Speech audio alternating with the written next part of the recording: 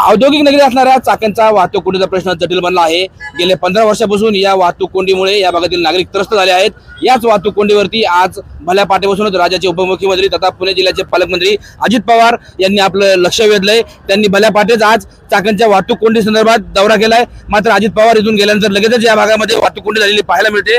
आपल्यासोबत काही चाकणचे ग्रामस्थ आहेत। काय सांगाल, अजित पवार यांनी चाकणच्या वाहतूक कोंडीवरती आपलं लक्ष केंद्रित केलंय, त्यांनी आता इथे आढावा घेतला, तुमचं काय म्हणणं आहे? प्रथमतः मी दादा या ठिकाणी आले याबद्दल चाकण कृती समितीच्या वतीने त्यांचे आभार मानतो। जसे दादा येणार आहेत म्हणून रातोरात रस्त्यांची कामं झाली, रातोरात चौक मोकळे झाले।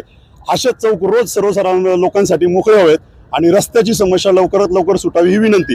याचबरोबर ही ट्रॉफिक होण्याचं मेन कारण म्हणजे चाकण चौकातील रिक्षा, ह्या अनलिगल रिक्षा लवकरात लवकर बंद व्हाव्यात। तसेच चाकण MIDC मध्ये ह्या कंपन्यांचे मोठे मोठे कंटेनर रस्त्यावर थांबतात, त्यांची विल्हेवाट लावावी आणि हे जे 2 पूल आहेत यांची कुठलीही गरज नाहीये, हे पूल लवकरात लवकर काढावी ही आमच्या वतीने विनंती।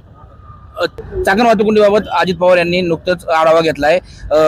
ही वाहतूक कोंडीचा प्रश्न अजित पवारांच्या माध्यमातून मार्गी लागेल का? निश्चित 100% आम्हाला खात्री आहे, चाकण संपूर्ण चाकणकरांना खात्री आहे हा प्रश्न अजितदादांच्या माध्यमातून 100% मार्गी लागेल।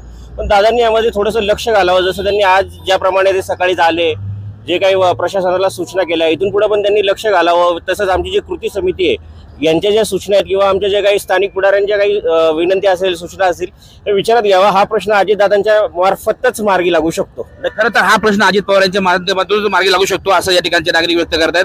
अजितदादांनी आता या ठिकाणी वाहतूक कोंडीचा आढावा घेतलाय, काय तुमच्या म्हणणं तुम्ही मांडलं अजितदादांसमोर?